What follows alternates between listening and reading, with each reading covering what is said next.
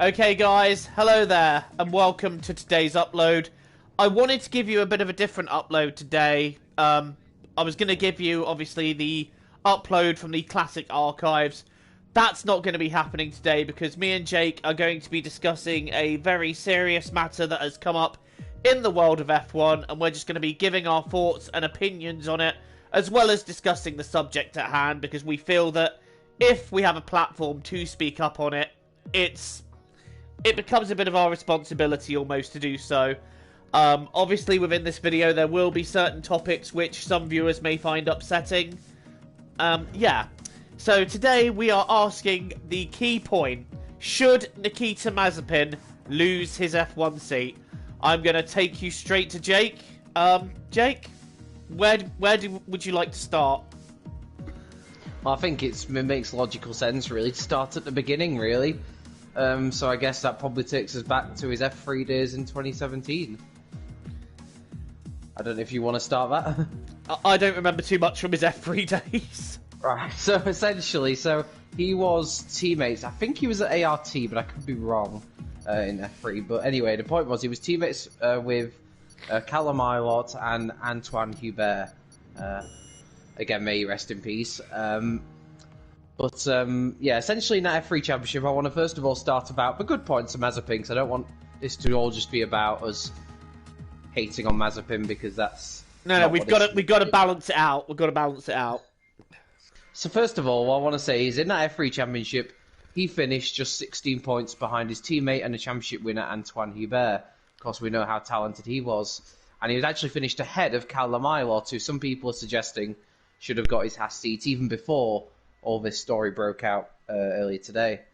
So that was a good points for Mazepin really in F3. He actually did a very good job and was very close to winning the championship.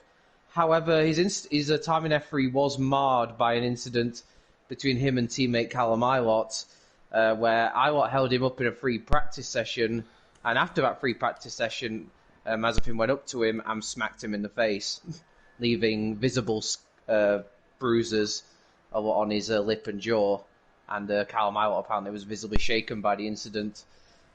I guess your thoughts on both of those things, really, Joe?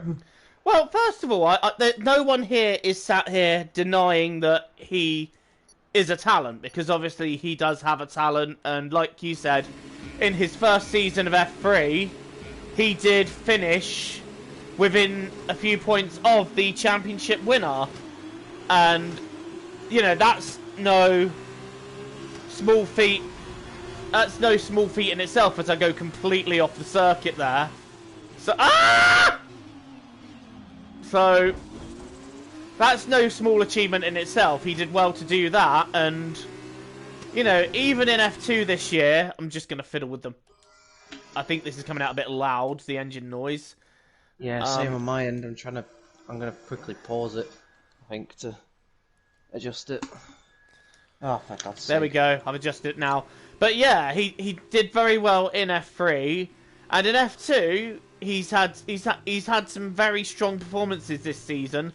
But we're now going to take it back to that incident with Callum Ilott, and I'm going to say that was completely out of order on Nikita's part. And I think this in lies one of the issues that we have with him, is that he's a very impulsive reactor. Okay, that's a good start. And you know, he has obviously got this history of violent outbursts, and we saw another example of this in the F2 race in Spa, where he drove into the P2 board, which nearly clattered into Tsunoda. He's not really one for wearing his heart on his sleeve, really, for starters. But yeah, that incident with Callum Ilott, in my mind, that should not have happened. The fact as well that it was over a practice infringement, to me, that just suggests that he needs to calm down a bit on that one. Yeah, I would agree with that. I think it's not something, it's only something I found out this morning, actually. But it's not something that should be acceptable. You're in the top 10 now. Keep it up. I think, obviously, the one thing you'd say from him now, it was as early on in his racing career, and maybe he's learnt since, but there are things that suggest that's not the case. No, we're gonna go on to those as we progress through the video. I think now it's time, to, as I said, to mention his F2 career. Yep. Oh, Jesus Christ! I'm struggling to get past Samaya. Yeah. I've already lost part of my front wing. Same. Mind that front wing. But yeah, do you want to Replacing it start takes too with much damage. his F2 career? Yeah, so his first year in F2 was last year.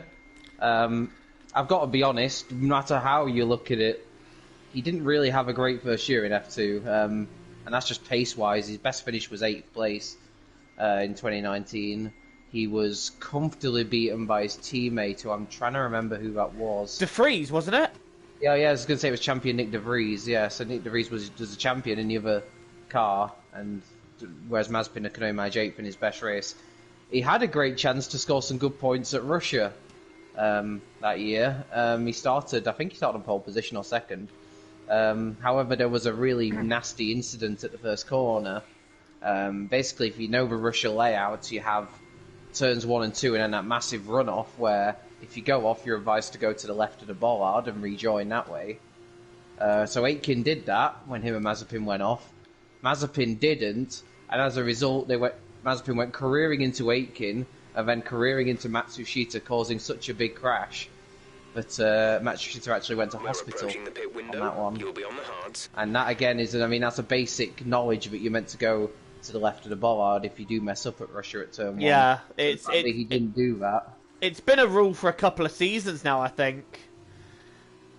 Yeah, 'cause otherwise you could just cut the entire thing and gain loads of time. Yeah, exactly.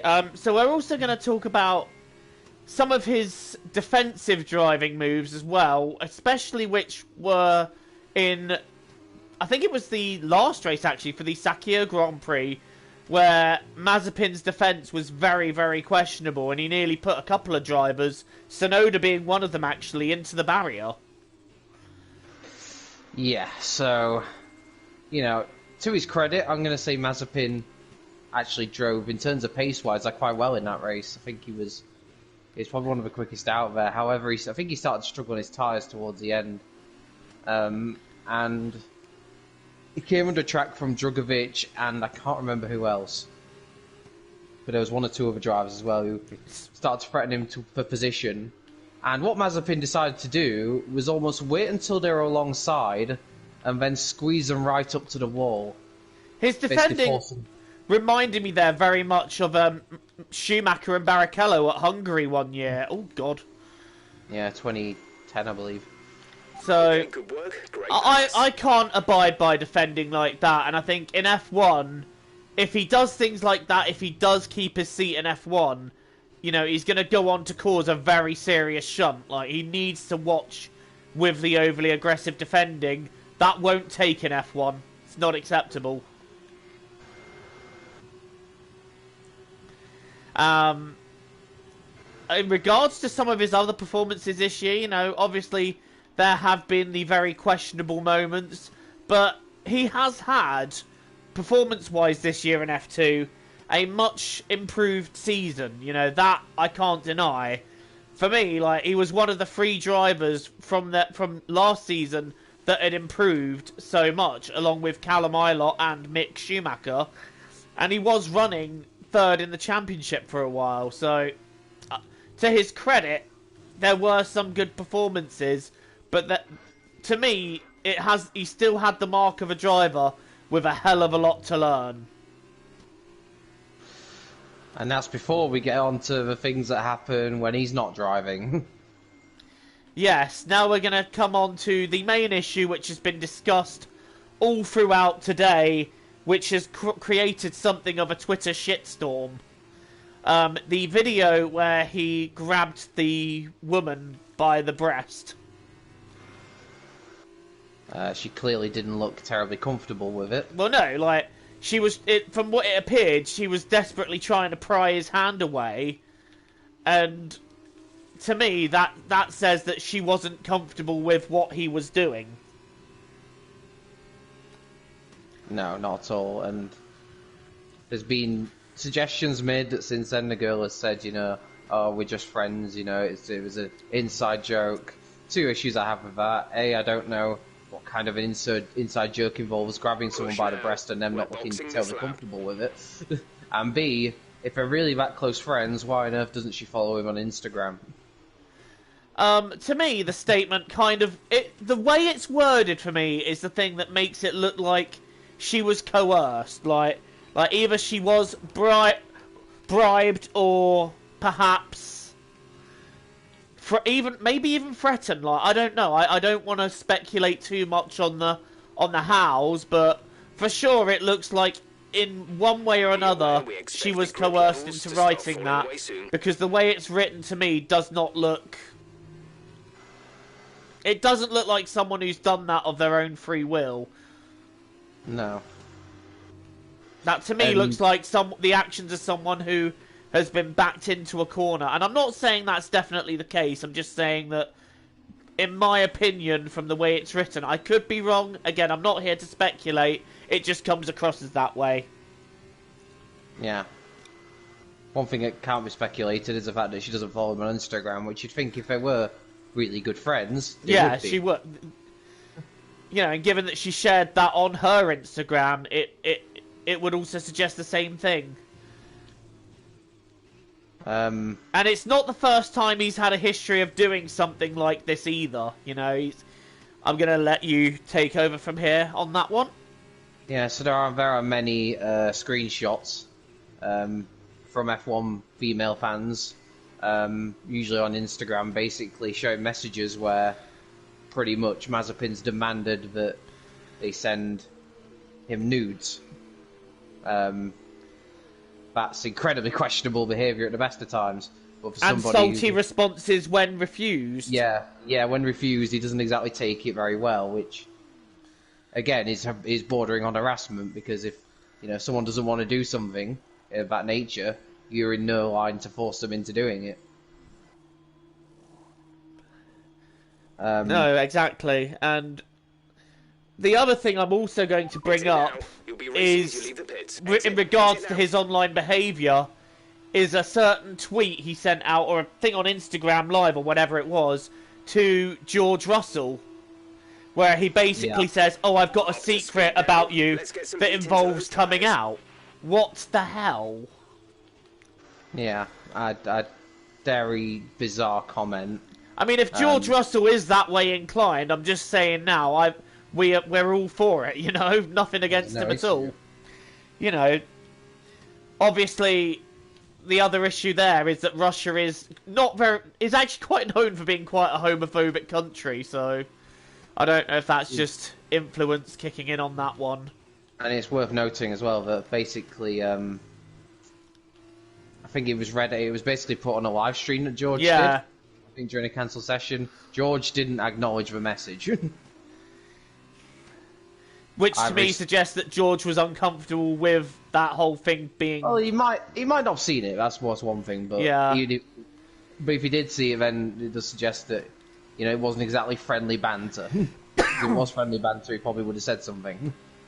As well as that, obviously, there was the Instagram story, which was shared literally not that long ago, actually, where he wrote an insensitive tweet about COVID-19 not too long after his fellow competitor and countryman, Robert Schwartzman, had lost his father due to it. Yeah, it was basically like, 1 year since someone ate a bat in Wuhan, happy birthday, COVID. So there are a number of online incidents, including ones that involve racism. Another screenshot I've seen today is of someone literally saying to him, "Look, your fans are sending me racist tweets." And then what he says is, "It's the real world." So there's no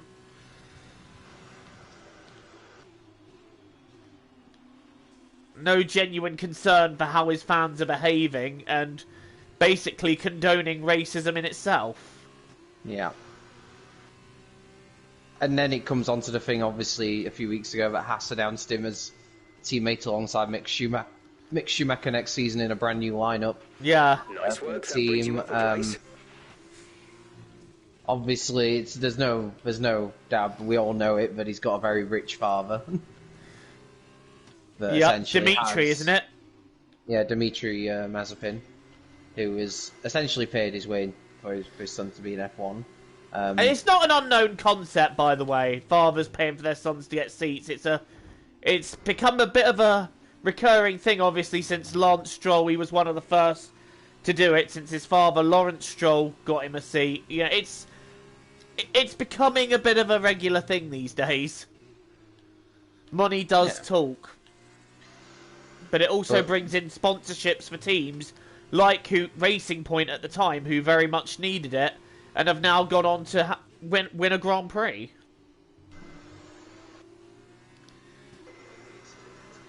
Not quite sure what's happening here. No, me neither. You spun, didn't you? No, I went down Sato's outside and he hit me and half spun. But anyway, back to the relevant topics at hand. Yeah, Nikita has had some very, very questionable social media behaviour, and it's almost like he feels he has a sense of invincibility because of the money that he has. And we tie all this into the fact that F1 has very much this year been putting forward the We Race as One motto. Yeah. Basically being against all forms of discrimination.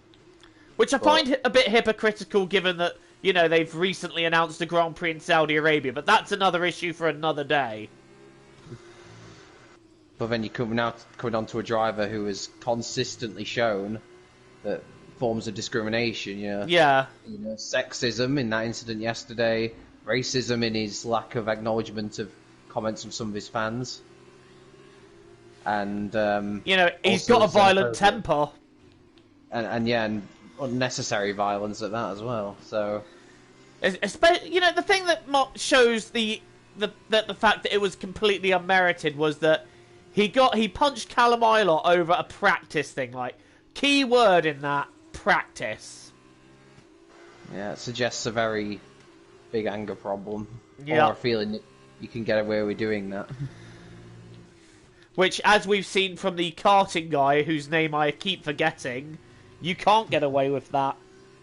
And obviously, we've seen drivers such as the one I'm about to bring up now, whose car I'm currently in, Dan Ticktum. For irony purposes as well. Well, we'll discuss the irony in a different video, but, you know, we've seen drivers such as Dan Ticktum leading our teammate by take season bans for very similar incidents to that of the Callum Ilott one. Obviously, with Dan Ticktum, I believe it was under a safety car. He overtook 10 drivers to take out his teammate. And obviously, Dan Ticktum as well has had some very questionable team radio messages as well to go along with it. But, so the question now remains, given everything we've mentioned, should Nikita Mazepin lose his seat in F1? I'm going to say straight away, yes. Should he have a permanent ban? I don't know. It depends, because the thing is, he's still a very young driver, so I don't know if he has the potential to learn from what he's doing. But at the very least, I think he should be given what Dan Ticktum was given, and that's a 2-year ban from the sport. Jake? Yeah, it's worth noting Ticktum's ban was a 2-year ban from all forms of motorsport. So I honestly agree. I don't think it should be a permanent ban because at the end of the day, you want people to learn from their mistakes and be better people as a result of it. But even in his apology, it sounded very rehearsed. Yeah, it sounded like he wasn't genuinely apologising. It was more of a, shit, I know I'm in trouble, I'm going to try and limit the damage on myself here. And it was the fact that he said, oh, I know I need to do better as a Formula 1 driver. And well, not better as a person. I was going to say, as a human being needs to be where your first thought is. Not just suddenly because you're in F1 you've got to act better. You should be acting better full stop. You know, this air of arrogance you've got over what your behaviour has to go. You can't do it. It's not acceptable. There's a lot of young fans that watch Formula 1 and... You know, you don't want them thinking that that's okay. And I think F1 has a responsibility to act, given that they have been preaching the whole We Race as One thing. I think they've got a chance to... All of it. Yeah, they have a chance now to sort of back that up. Otherwise, everything they're doing this year just becomes a meaningless gesture.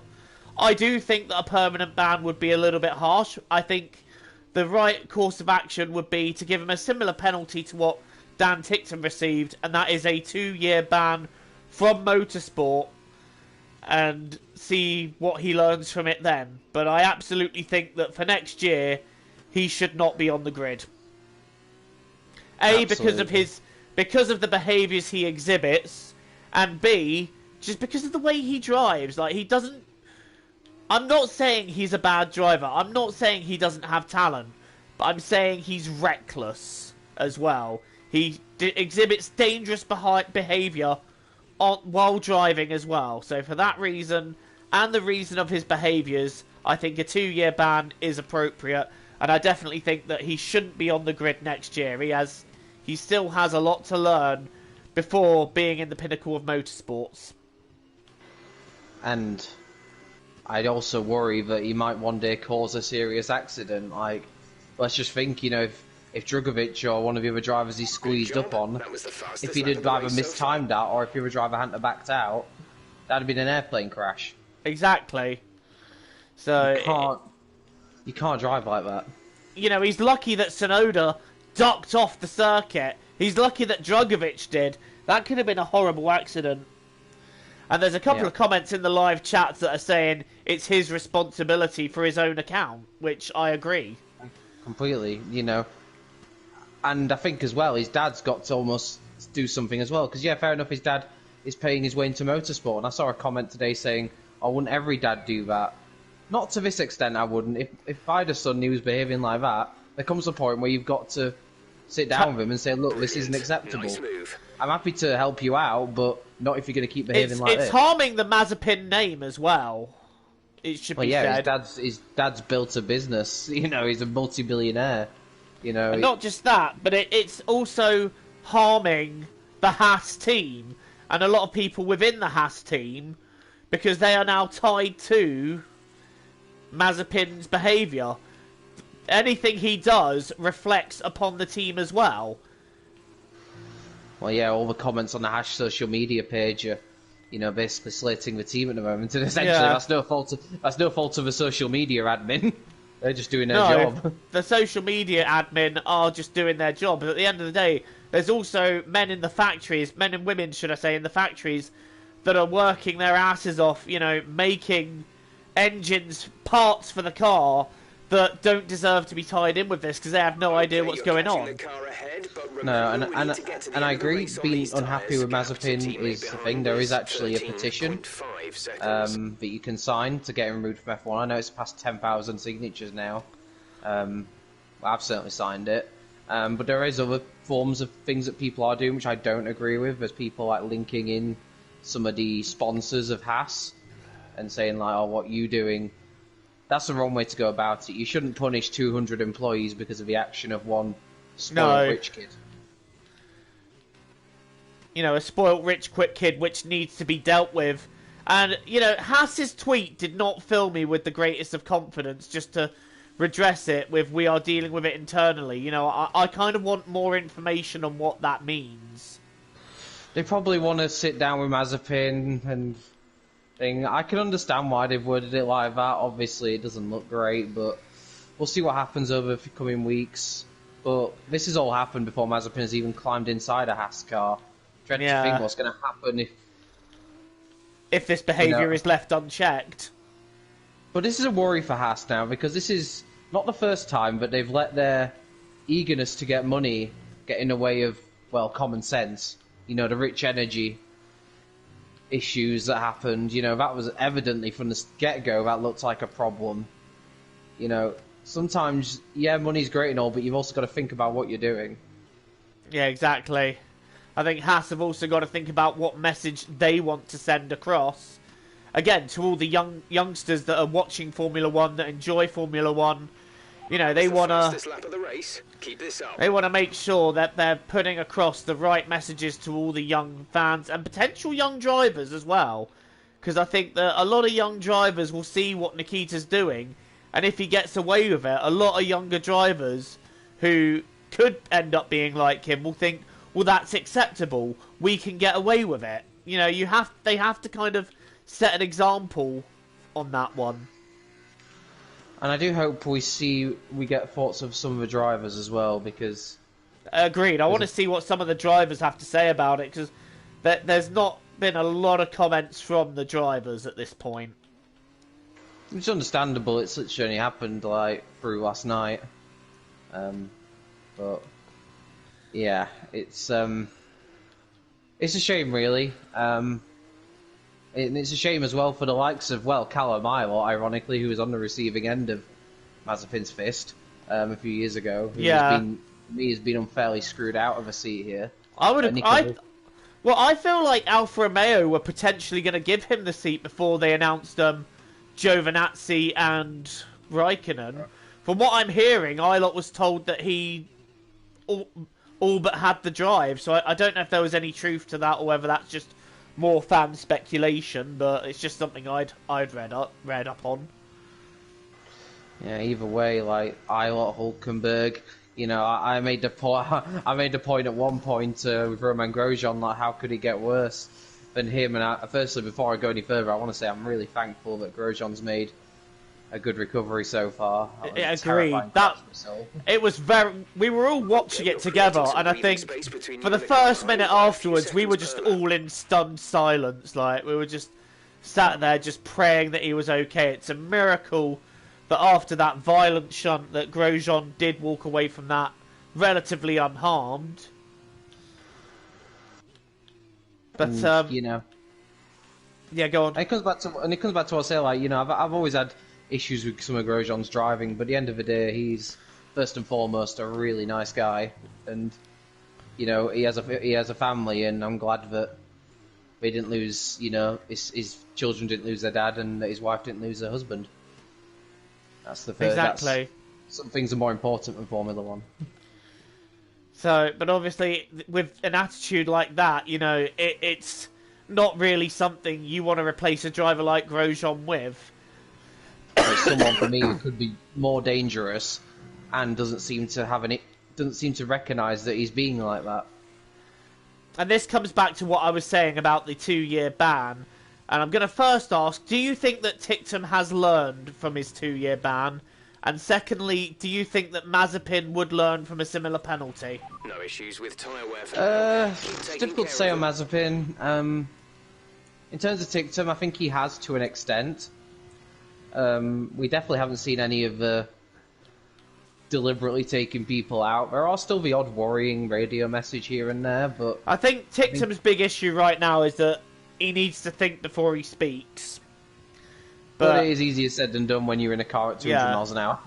But as someone who's probably been one of Ticktum's biggest critics, even I would say, to an extent, I think he has learned his lesson, and that he is still a decent driver on the grid, and I think he's been given a second chance to develop himself, and for sure, I believe that he has learned from his mistakes, but I think as well, the only thing I would add is that, yeah, like I said, he needs to think before he speaks sometimes. As for Mazepin, it's too early to tell, but I think that something has to be done to make an example of this so that other young drivers and all the F1 community can see that unacceptable behaviour will be punished. Yeah, definitely. I mean, we're talking about matters like sexual assault. We're talking about genuine assault on Callum Ilott as well. We're talking about someone who's clearly just showing no respect for the rules and showing no respect for his team. And after his quite disgraceful drive at Sakia, yeah, his interview afterwards stunk of arrogance.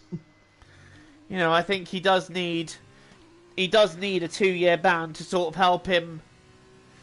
What's the word I'm looking for? Review his behaviour and grow and learn from it.